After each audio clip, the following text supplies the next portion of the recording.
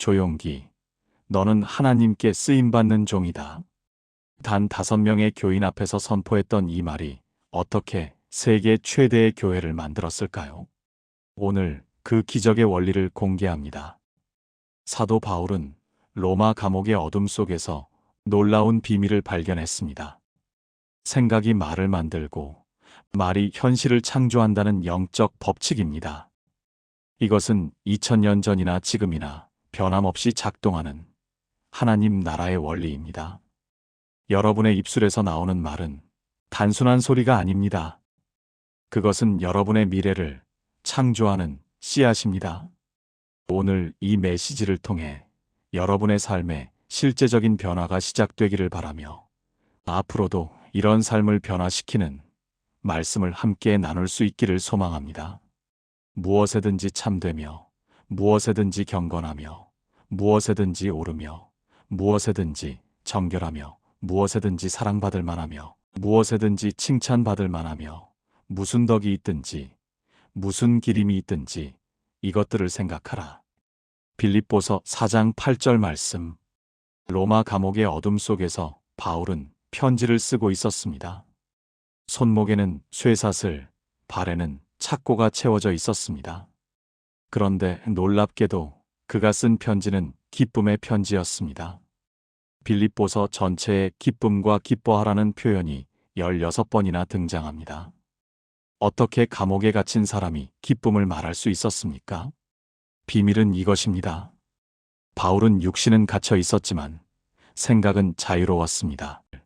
환경이 그의 생각을 지배한 것이 아니라 그의 생각이 환경을 해석했습니다. 그는 쇠사슬을 보며 나는 갇혔다고 생각하지 않고 복음은 매이지 않았다고 생각했습니다. 우리는 흔히 환경이 바뀌면 내 생각도 바뀔 거야 라고 믿습니다. 건강이 회복되기를, 경제가 나아지기를, 관계가 풀리기를 기다립니다. 그러나 바울은 정반대의 진리를 보여줍니다. 생각이 먼저 바뀌어야 합니다. 생각이 바뀌면 말이 바뀌고 말이 바뀌면 환경이 바뀝니다. 이것은 긍정적 사고가 아닙니다. 창조주 하나님께서 우주에 심어놓으신 영적 법칙입니다. 창세기 1장을 보십시오. 빛이 있으라 하시니 빛이 있었습니다. 말씀이 현실이 되었습니다. 우리는 그 하나님의 형상대로 지음받았습니다. 우리에게도 말의 창조적 능력이 있습니다. 잠언 18장 21절은 선포합니다. 죽고 사는 것이 혀의 힘에 달렸나니. 이것은 과장이 아닙니다.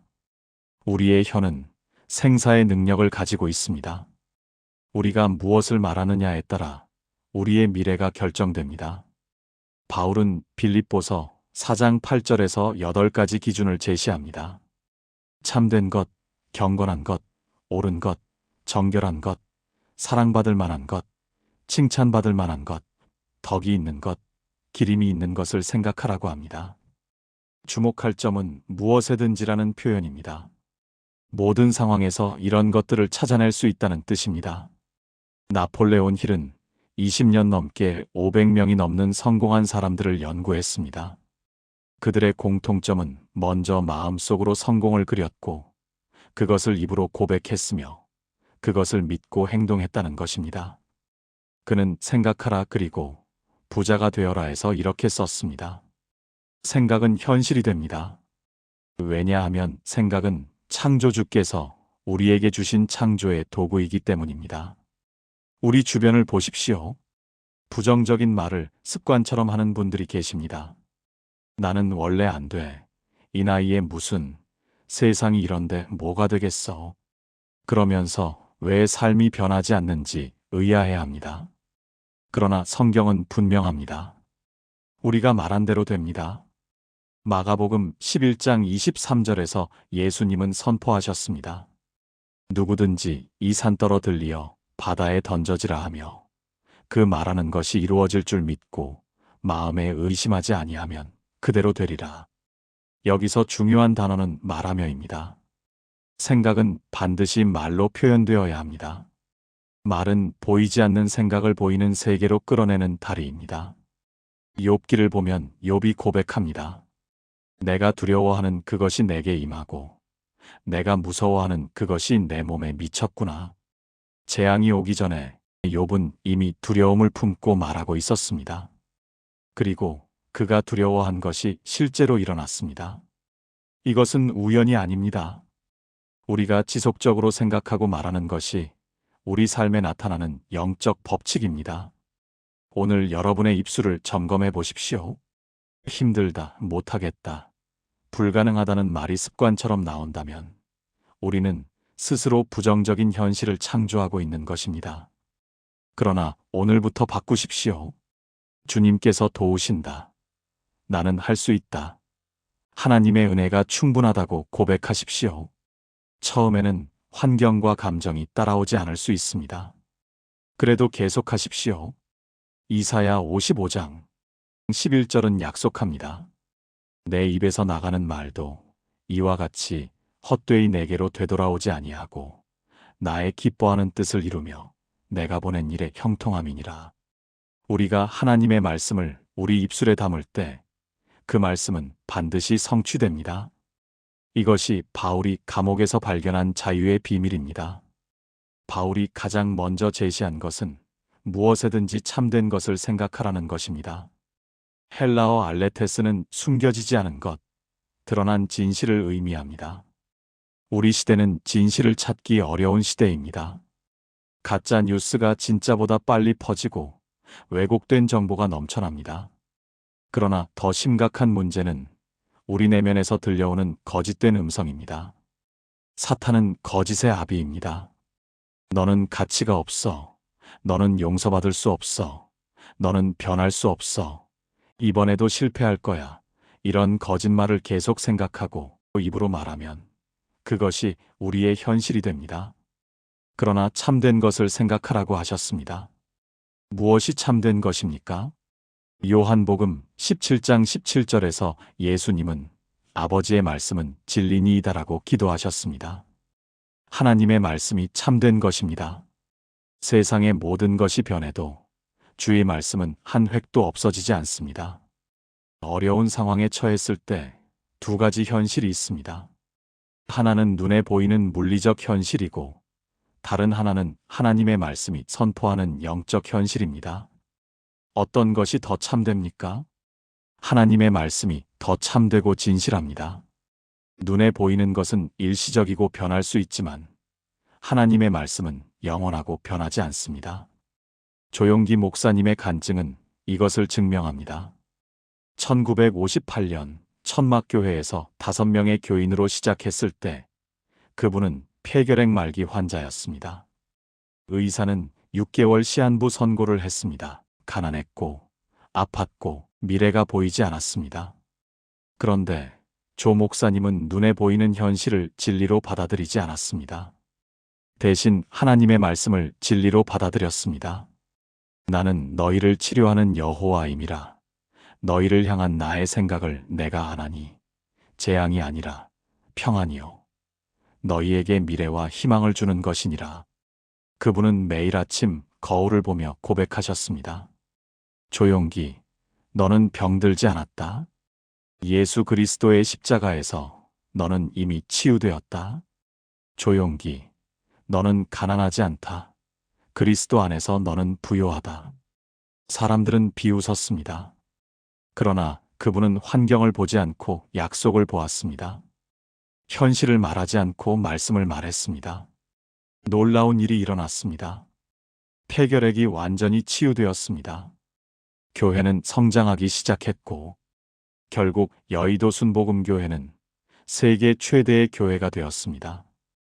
이것은 한 사람의 특별한 이야기가 아닙니다. 참된 것을 생각하고 말할 때 누구에게나 일어날 수 있는 일입니다. 데일 카네기는 인간관계론에서 수많은 사례를 연구한 후 결론을 내렸습니다. 우리의 생각이 우리를 만듭니다. 그는 성공한 사람과 실패한 사람의 결정적 차이를 발견했습니다. 능력의 차이가 아니라 생각의 차이였습니다. 실패하는 사람들은 자신의 한계를 진리로 받아들였고 성공한 사람들은 자신의 가능성을 진리로 받아들였습니다. 참된 것을 생각한다는 것은 하나님의 말씀 위에 우리의 생각을 세운다는 뜻입니다. 로마서 12장 2절은 너희는 이 세대를 본받지 말고 오직 마음을 새롭게 함으로 변화를 받아라고 말합니다. 마음을 새롭게 한다는 것은 생각의 패러다임을 바꾸는 것입니다. 질병에 걸렸다고 가정해 봅시다. 검사 결과가 좋지 않습니다. 이것이 눈에 보이는 현실입니다. 그러나 베드로전서 2장 24절은 선포합니다. 그가 채찍에 맞음으로 너희는 나음을 얻었나니. 과거형입니다. 나음을 얻을 것이다가 아니라 나음을 얻었다입니다. 이것이 더 참된 현실입니다. 어떤 현실을 진리로 받아들이고 고백하느냐가 우리의 미래를 결정합니다. 예수님은 진리를 알지니 진리가 너희를 자유롭게 하리라고 하셨습니다. 진리를 아는 것은 정보를 아는 것이 아니라 진리를 믿고 말하고 그대로 사는 것입니다. 그때 우리는 모든 거짓과 두려움에서 자유롭게 됩니다. 무엇에든지 경건하며 무엇에든지 오르며. 바울은 거룩한 것, 의로운 것, 고상한 것을 생각하라고 권면합니다. 우리의 생각은 씨앗과 같습니다. 우리가 어떤 씨앗을 마음밭에 심느냐에 따라 어떤 열매가 맺힐지 결정됩니다. 갈라디아서 6장 7, 8절은 경고합니다. 스스로 속이지 말라. 하나님은 업신여김을 받지 아니하시나니 사람이 무엇으로 심든지 그대로 거두리라. 이 법칙은 농사에만 적용되는 것이 아닙니다. 우리의 생각과 말에도 적용됩니다. 부정적인 생각의 씨앗을 심으면 부정적인 결과를 거두고 하나님 말씀의 씨앗을 심으면 생명의 열매를 거둡니다. 빌리 그레이엄 목사님은 평생 2억 명 이상에게 복음을 전했습니다. 그러나 그분의 사역이 처음부터 순탄했던 것은 아닙니다. 수많은 비판과 공격을 받았습니다. 어떤 언론은 그를 사기꾼이라 불렀고 어떤 지도자들은 그의 메시지가 너무 단순하다고 비난했습니다. 그러나 그레이엄 목사님은 한 번도 공개적으로 비판하는 사람들을 비난하지 않았습니다. 그분의 자서전을 보면 이런 간증이 나옵니다. 비판을 받을 때마다 무릎을 꿇었습니다. 그리고 기도했습니다. 하나님, 이들을 용서하소서. 이 비판도 주님의 선하신 뜻을 이루는데 사용하소서. 놀라운 일이 일어났습니다. 언론의 공격이 있을 때마다 오히려 더 많은 사람들이 집회에 왔습니다. 논쟁 때문에 호기심으로 왔다가 복음을 듣고 예수님을 영접했습니다. 그레이엄 목사님은 고백했습니다. 하나님은 심지어 악한 것도 선을 위해 사용하십니다. 내가 배운 것은 모든 상황에서 하나님의 선하심을 생각하고 말하는 것입니다. 이것이 무엇에든지 오르며를 실천하는 것입니다. 모든 상황에서 하나님께서 의로운 일을 행하고 계신다는 것을 믿고 고백하는 것입니다. 로마서 8장 28절의 약속을 붙잡는 것입니다. 모든 것이 합력하여 선을 이루느니라. 요셉의 이야기를 보십시오. 형들이 그를 노예로 팔아넘겼습니다. 보디발의 아내가 거짓으로 고소했습니다. 아무 죄 없이 감옥에 갇혔습니다. 그런데 요셉은 이 모든 상황에서 하나님의 선하심을 보았습니다. 창세기 50장 20절에서 요셉은 형들에게 말합니다.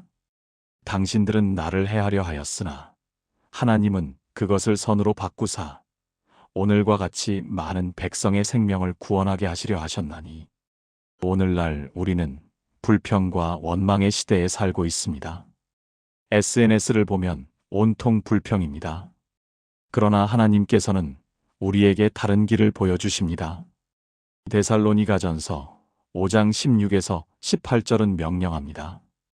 항상 기뻐하라, 쉬지 말고 기도하라, 범사에 감사하라. 범사에 감사하라. 좋은 일에만이 아니라 모든 일에 감사하라는 것입니다. 이것이 가능합니까? 가능합니다. 왜냐하면 우리는 환경에 감사하는 것이 아니라 환경 뒤에 계신 하나님께 감사하기 때문입니다. 루이스 스미디스는 용서와 잊어버림에서 이렇게 썼습니다. 감사는 과거의 선물을 기억하고 현재의 기쁨을 즐기며 미래의 축복을 기대하는 것입니다. 감사는 우리의 시선을 바꿉니다. 부족한 것에서 풍성한 것으로, 문제에서 가능성으로 바꿉니다. 감사는 선택입니다. 감정이 아니라 결단입니다. 시편 34편 1절에서 다윗은 고백합니다. 내가 여호와를 항상 송축하며 그를 송축함이 내 입에 계속하리로다. 항상 송축한다는 것은 좋을 때만 찬양한다는 뜻이 아닙니다. 어떤 상황에서도 하나님을 찬양한다는 뜻입니다. 감사하는 사람에게는 감사할 일이 더 많이 일어납니다. 이것은 영적 법칙입니다. 누가복음 6장 38절의 원리는 물질에만 적용되는 것이 아닙니다. 감사에도 적용됩니다. 우리가 감사를 드리면 하나님께서는 더 많은 감사 제목을 주십니다. 오늘부터 감사일기를 쓰십시오. 매일 잠자리에 들기 전에 그날 감사한 일 3가지를 적으십시오. 오늘도 숨 쉬게 하시니 감사합니다. 오늘도 밥을 먹을 수 있어서 감사합니다. 이렇게 시작하십시오. 한 달 후에 다시 읽어보십시오. 한 달 전에는 보이지 않던 하나님의 은혜가 보이기 시작합니다. 우리의 입술이 바뀌면 우리 환경이 바뀝니다. 무엇에든지 정결하며, 무엇에든지 사랑받을 만하며, 무엇에든지 칭찬받을 만하며. 바울은 이제 아름다운 것을 보라고 권면합니다. 이 세상은 때로 너무 추하게 보입니다. 뉴스를 틀면 사건 사고뿐이고 신문을 펴면 범죄와 부패 이야기뿐입니다. 그러나 이 세상에는 추한 것만 있는 것이 아닙니다. 아름다운 것도 있습니다. 악한 사람만 있는 것이 아니라 선한 사람도 있습니다. 문제는 우리가 무엇에 초점을 맞추느냐입니다. 시편 27편 4절에서 다윗은 고백합니다. 내가 여호와께 바라는 한 가지 일, 그것을 구하리니 곧 내가 내 평생에 여호와의 집에 살면서 여호와의 아름다움을 바라보며 그의 성전에서 사모하는 그것이라. 다윗의 일생 소원은 여호와의 아름다움을 바라보는 것이었습니다. 다윗은 많은 고난을 겪었습니다. 사울에게 쫓겨다녔고 자기 아들에게 배신당했고 전쟁을 수없이 치렀습니다. 그러나 그는 고난에 초점을 맞추지 않고 하나님의 아름다움에 초점을 맞추었습니다. 우리가 무엇을 보느냐가 우리가 누구인지를 결정합니다. 추한 것만 보면 우리 마음이 추해집니다. 아름다운 것을 보면 우리 마음이 아름다워집니다. 잠언 4장 23절은 경고합니다. 모든 지킬 만한 것 중에 더욱 내 마음을 지키라. 생명의 근원이 이에서 남이니라. 마음을 지킨다는 것은 우리가 무엇을 보고, 무엇을 듣고, 무엇을 생각하느냐를 지킨다는 뜻입니다. 우리는 매일 수천 가지 정보에 노출됩니다. 그 중에는 우리 마음을 더럽히는 것도 있고, 우리 마음을 아름답게 하는 것도 있습니다. 우리는 선택해야 합니다. 맥스 루케이도 목사님은 이런 이야기를 들려주었습니다. 한 초등학교에 모든 선생님이 문제아로 낙인 찍은 학생이 있었습니다. 대부분의 선생님은 그 아이를 포기했습니다. 그런데 새로 부임한 한 선생님이 달랐습니다. 그 선생님은 다른 것을 보았습니다. 그 아이가 그림을 잘 그린다는 것을 발견했습니다. 선생님은 그 아이를 불러 말했습니다. 내 그림은 정말 아름답구나. 재능이 있네. 그 아이는 처음으로 자신 안에 있는 아름다움을 발견했습니다.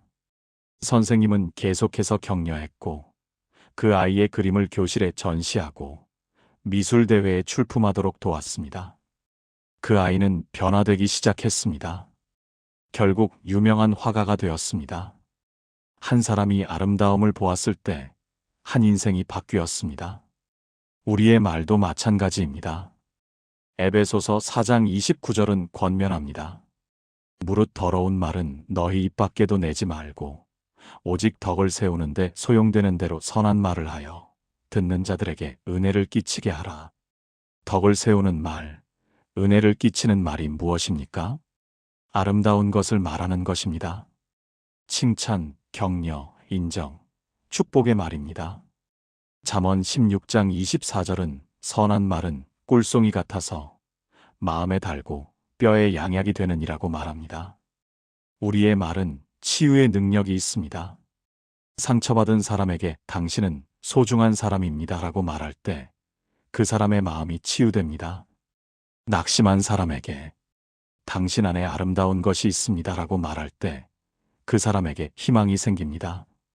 반대로 우리가 비난하고 정죄하고 저주하는 말을 하면 어떻게 됩니까? 야고보서 3장은 경고합니다. 혀는 곧 불이요 불의의 세계라. 우리의 혀가 축복의 도구가 될 수도 있고 저주의 도구가 될 수도 있습니다.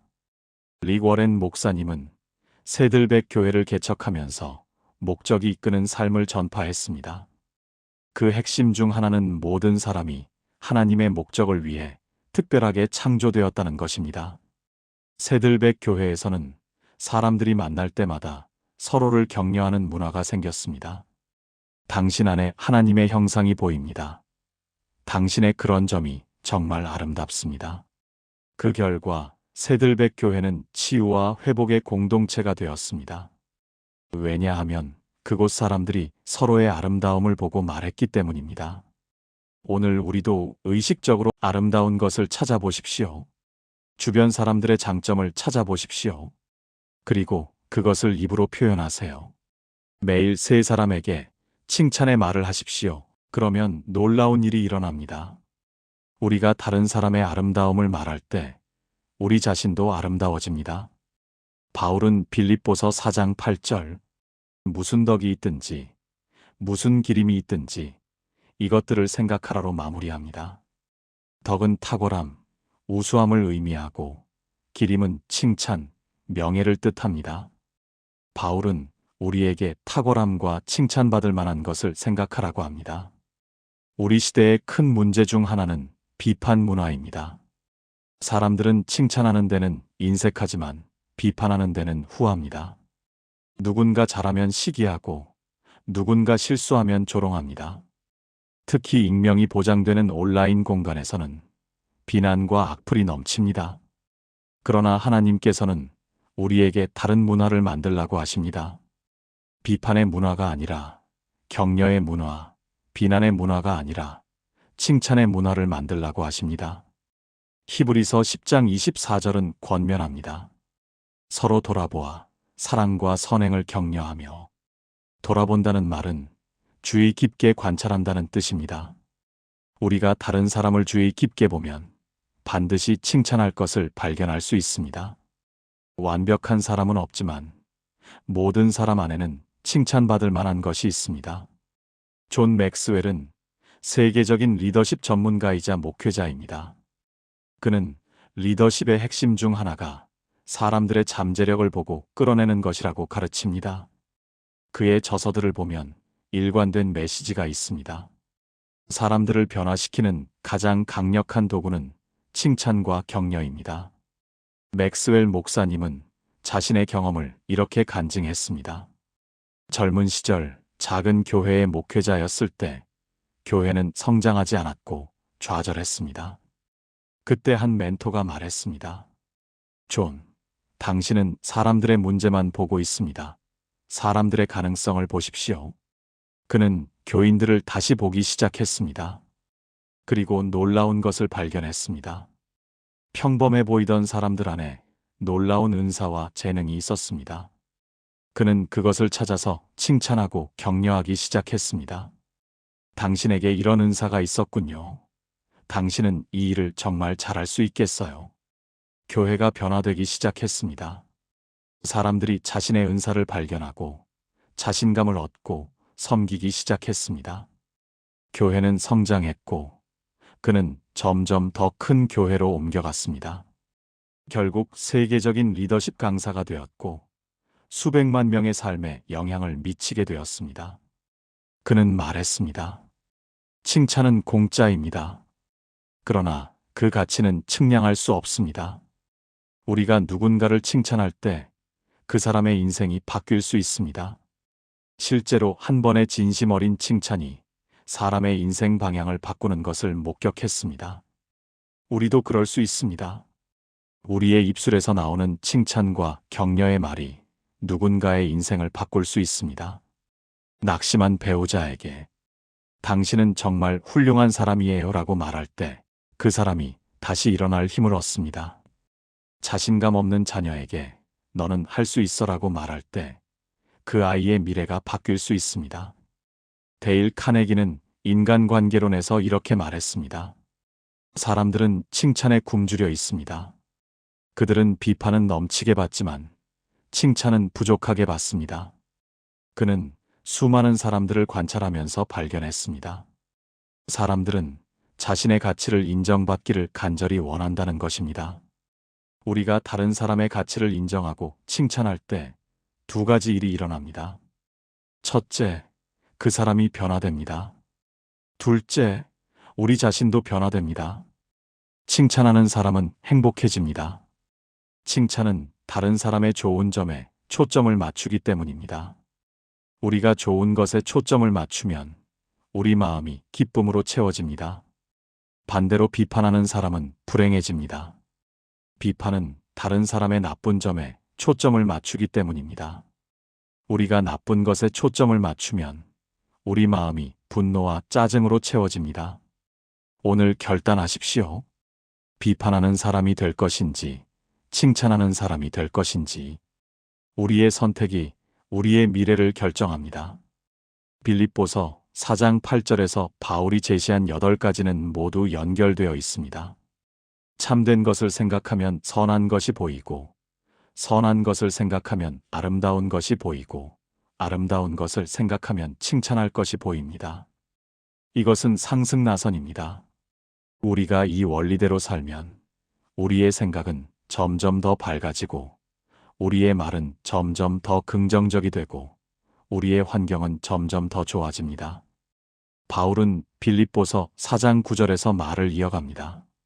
너희는 내게 배우고 받고 듣고 본 바를 행하라. 그리하면 평강의 하나님이 너희와 함께 계시리라. 생각하는 것으로 끝나면 안 됩니다. 말하는 것으로 끝나면 안 됩니다. 반드시 행동으로 옮겨야 합니다. 야고보서 1장 22절은 경고합니다. 너희는 말씀을 행하는 자가 되고 듣기만 하여 자신을 속이는 자가 되지 말라. 예수님께서도 산상수훈을 마치시면서 말씀하셨습니다.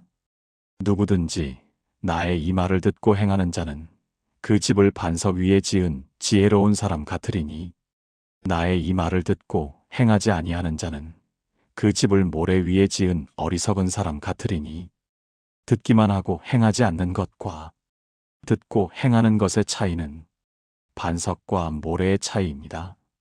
그렇다면 어떻게 행해야 합니까? 첫째, 작은 것부터 시작하십시오. 많은 사람들이 실패하는 이유는 너무 큰 계획을 세우기 때문입니다. 내일부터 새벽 기도를 하겠다. 다음 주부터 금식 기도를 하겠다. 이런 거창한 계획은 3일을 넘기기 어렵습니다. 오늘 당장 할 수 있는 작은 것을 하십시오. 오늘 아침 일어나서 하나님 감사합니다 라고 한마디 고백하는 것, 이것이 시작입니다. 거울을 보면서 나는 하나님의 자녀입니다 라고 한마디 선포하는 것, 이것이 시작입니다. 둘째, 꾸준히 해야 합니다. 하루 이틀 하고 그만두지 마십시오. 과학자들의 연구에 따르면 21일을 계속하면 습관이 되고 90일을 계속하면 생활 방식이 됩니다. 처음에는 의식적으로, 의도적으로 해야 하지만 계속하다 보면 자연스럽게 됩니다. 나폴레온 힐은 생각하라, 그리고 부자가 되어라 해서 1일 자기 암시의 중요성을 강조했습니다. 성공한 사람들이 모두 매일 자신의 목표와 긍정적인 고백을 반복한다는 것을 발견했습니다. 하루나 이틀이 아니라 몇 달, 몇 년을 계속했습니다. 그리고 그들의 삶이 그들의 고백대로 바뀌었습니다. 셋째, 기록하십시오. 기록은 우리의 생각을 구체화합니다. 매일 저녁 오늘 어떤 생각을 했고, 어떤 말을 했고, 어떤 행동을 했는지 간단히 적으십시오. 감사 노트를 만들어서 매일 감사 제목 3가지를 적으면 더 분명해집니다. 우리의 생각이 어떻게 변화하고 있는지 보입니다. 일주일 후, 한 달 후, 1년 후에 그 노트를 다시 읽으면 우리가 얼마나 성장했는지 확인할 수 있습니다. 넷째, 함께 하세요. 서로 격려하고, 서로 나누고, 서로 기도해 주십시오. 전도서 4장 9, 10절은 말합니다. 두 사람이 한 사람보다 나음은 그들이 수고함으로 좋은 상을 얻을 것임이라.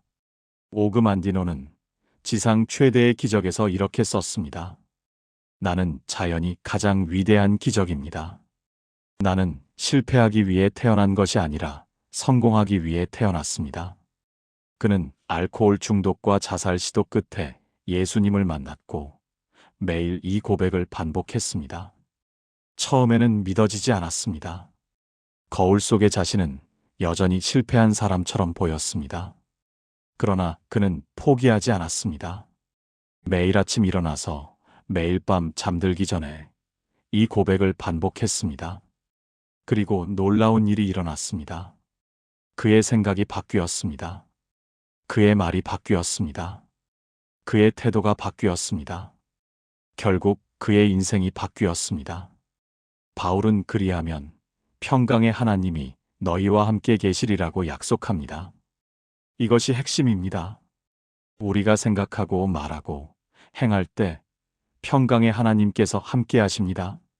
하나님께서 함께 하시면 우리의 환경이 바뀝니다. 사도행전 16장. 바울과 실라가 빌립보 감옥에 갇혔습니다. 최악의 상황이었습니다. 그런데 한밤중에 그들은 기도하고 찬송했습니다. 그 결과 지진이 일어나 옥문이 열리고 착고가 풀렸습니다. 간수와 그의 온 가족이 구원받았습니다. 이것이 우리의 입술을 바꿀 때 일어나는 일입니다. 하나님께서 초자연적으로 역사하셔서 우리의 환경을 바꾸십니다. 빌립보서 4장 13절에서 바울은 선포합니다. 내게 능력 주시는 자 안에서 내가 모든 것을 할 수 있느니라. 우리도 할 수 있습니다. 그리스도 안에서 우리는 모든 것을 할 수 있습니다. 지금까지 우리는 빌립보서 4장 8절을 통해 생각을 바꾸는 법을 배웠습니다. 그런데 한 가지 중요한 질문이 남아 있습니다. 왜 생각을 바꾸어야 합니까? 단순히 기분이 좋아지기 위해서입니까? 아닙니다. 우리의 미래를 창조하기 위해서입니다. 창세기에서 하나님께서 세상을 창조하실 때 어떻게 하셨습니까? 빛이 있으라 하시니 빛이 있었습니다. 말씀이 현실을 창조했습니다. 하나님의 창조 방식은 말씀입니다. 그리고 우리는 그 하나님의 형상대로 지음받았습니다. 이것이 무슨 뜻입니까? 우리에게도 말의 창조적 능력이 있다는 뜻입니다. 우리가 말하는 것이 우리의 미래를 창조합니다. 잠언 18장 21절은 죽고 사는 것이 혀의 힘에 달렸나니라고 선포합니다.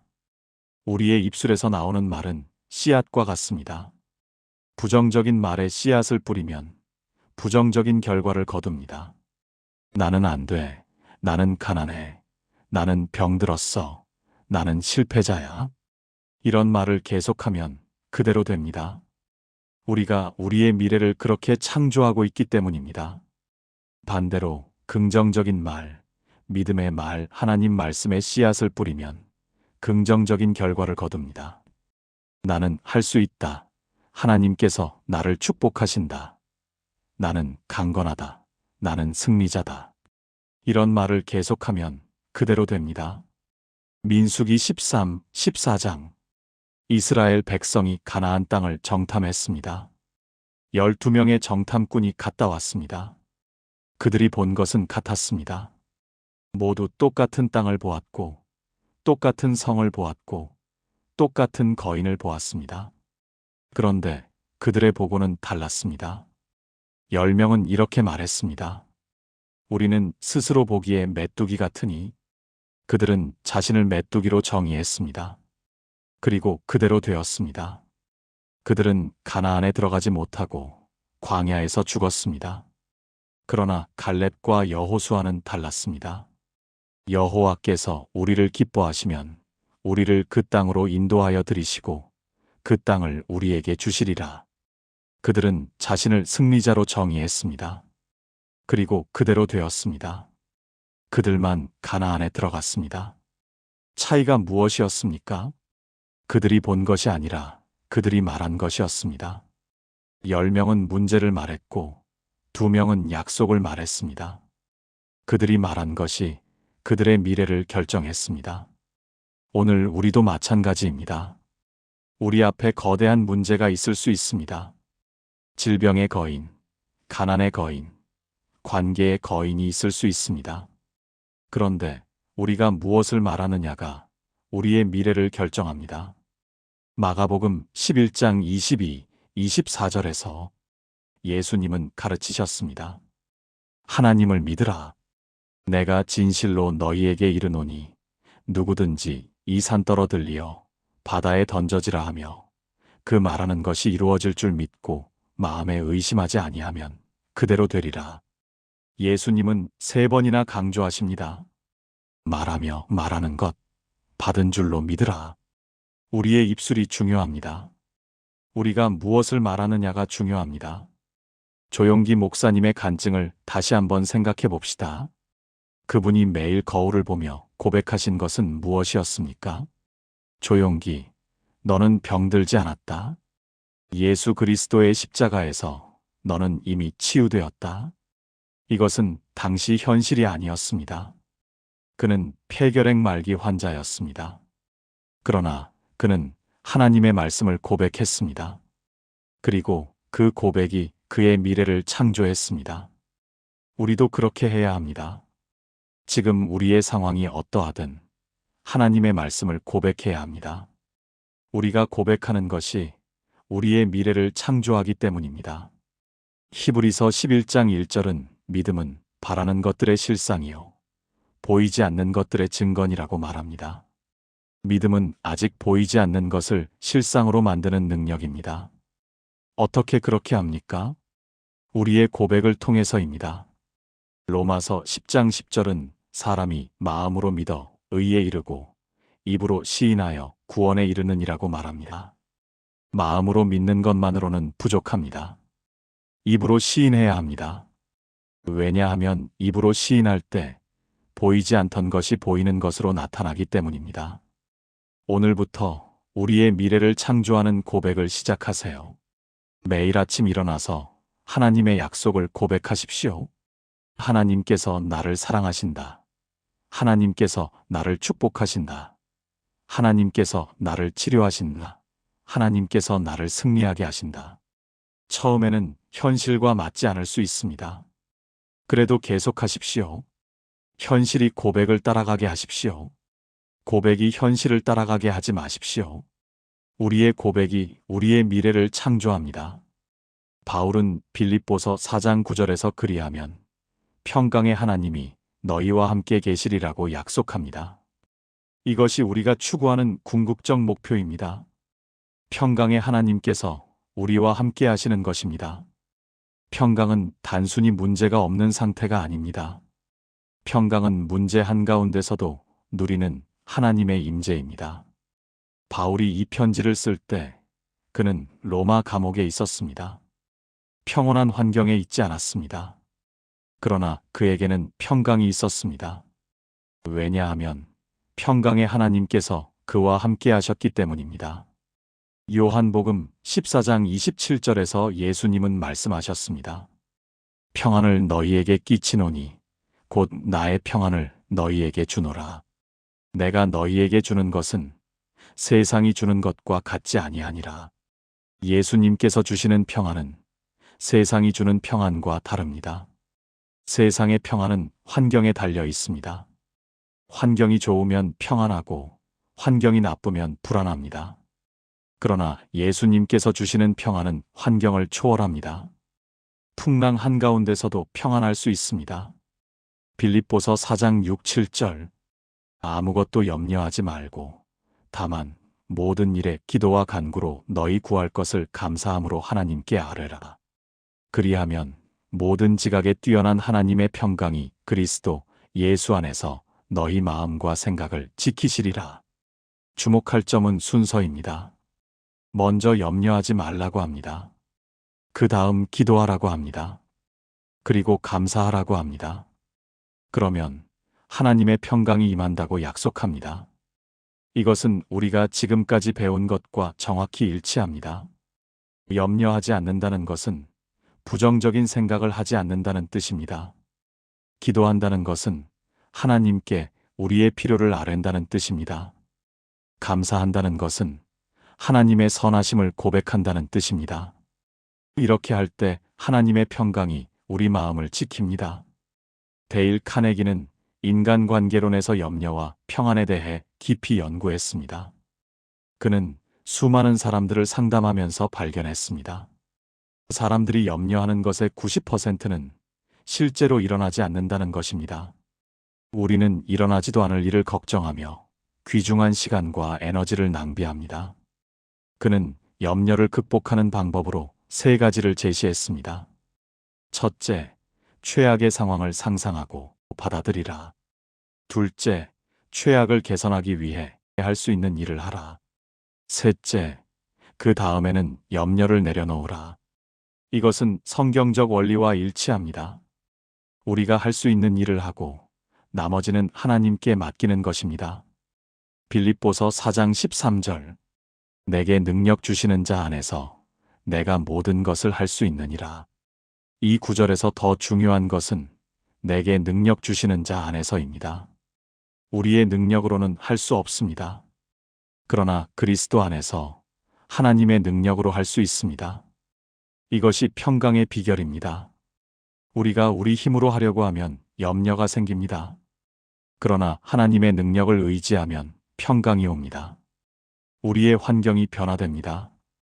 불가능이 가능이 됩니다. 오늘 우리도 선택해야 합니다. 염려할 것입니까? 아니면 기도할 것입니까?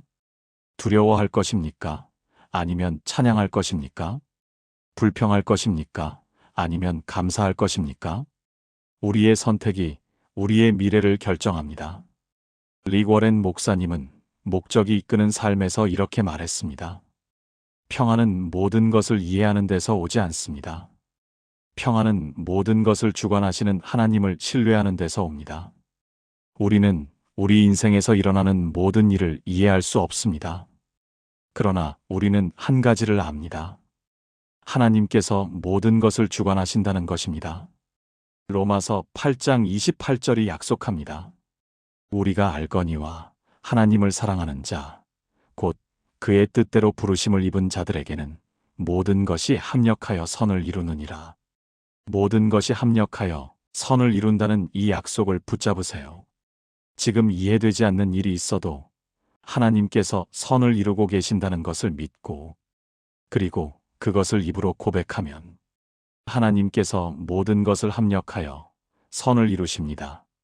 하나님께서 나를 위한 좋은 계획을 가지고 계십니다. 하나님께서 나를 결코 버리지 않으십니다. 이런 고백을 할 때 평강의 하나님께서 우리와 함께 하십니다. 그리고 우리의 환경이 바뀌기 시작합니다. 오늘부터 작은 것부터 시작하세요. 매일 아침 일어나서 하나님께 감사하세요. 하루 종일 긍정적이고 믿음의 말을 하세요. 21일을 계속하면 습관이 됩니다. 90일을 계속하면 생활 방식이 됩니다. 1년을 계속하면 여러분의 인생이 바뀝니다. 빌립보서 4장 13절을 다시 한번 고백합시다. 내게 능력 주시는 자 안에서 내가 모든 것을 할 수 있느니라. 여러분은 할 수 있습니다. 여러분의 생각을 바꿀 수 있습니다. 여러분의 입술을 바꿀 수 있습니다. 여러분의 환경을 바꿀 수 있습니다. 왜냐하면 여러분 안에 능력 주시는 그리스도께서 계시기 때문입니다. 우리는 오늘 빌립보서 4장 8절을 통해 놀라운 진리를 배웠습니다. 우리의 생각이 우리의 말을 만들고 우리의 말이 우리의 환경을 창조한다는 것입니다. 이것은 단순한 이론이 아니라 하나님께서 세우신 영적 법칙입니다. 바울은 로마 감옥에서 이 비밀을 발견했고 우리에게 전해주었습니다. 참된 것, 선한 것, 아름다운 것, 칭찬받을 만한 것을 생각하고 말할 때 평강의 하나님께서 우리와 함께 하시고 우리의 삶을 변화시키십니다. 오늘부터 여러분의 입술을 바꾸면 여러분의 내일이 바뀔 것입니다. 하나님께서 여러분을 축복하시고 여러분의 입술을 통해 기적을 행하시기를 간절히 기도합니다. 하나님 아버지께서는 지금 여러분에게 말씀하십니다. 내 자녀야, 내 생각을 내게로 돌리라. 내 입술을 내 말씀으로 채우라. 내가 너와 함께하며 내 환경을 바꾸리라. 오늘 이 시간 결단하십시오. 더 이상 부정적인 생각과 말의 노예로 살지 않겠다고. 오늘부터 하나님의 말씀으로 생각하고 하나님의 약속으로 말하겠다고 결단하십시오. 사랑하는 하나님 아버지, 오늘 이 귀한 말씀을 통해 우리에게 말씀하시니 감사합니다. 우리의 입술이 우리의 미래를 창조하는 놀라운 능력을 가지고 있다는 것을 깨닫게 하시니 감사합니다. 용서하여 주옵소서. 하나님 아버지, 그동안 우리가 부정적인 생각과 말로 우리 자신과 우리 환경을 파괴해 온 것을 용서하여 주옵소서. 불평과 원망과 비판의 말로 다른 사람들에게 상처를 준 것을 용서하여 주옵소서. 오늘부터 우리의 생각과 말을 바꾸기 원합니다. 참된 것을 생각하게 하시고 선한 것을 생각하게 하시고 아름다운 것을 생각하게 하여 주옵소서. 우리 입술에서 감사와 찬양과 축복의 말이 넘치게 하여 주옵소서. 주님, 우리에게 능력을 주옵소서. 매일 아침 일어나서 하나님의 말씀을 묵상하고 고백할 수 있는 힘을 주옵소서. 하루 종일 긍정적이고 믿음의 말을 할 수 있는 은혜를 주옵소서. 21일, 90일, 1년을 꾸준히 실천할 수 있는 인내를 주옵소서. 평강의 하나님, 우리와 함께하여 주옵소서. 우리의 환경을 바꾸어 주옵소서. 질병을 치유하시고 관계를 회복시키시고 경제를 축복하시고 가정을 평안케 하여 주옵소서. 우리 입술의 고백이 우리의 미래를 창조하게 하여 주옵소서. 우리 안에 능력 주시는 그리스도를 의지하여 예수님의 이름으로 기도합니다. 아멘.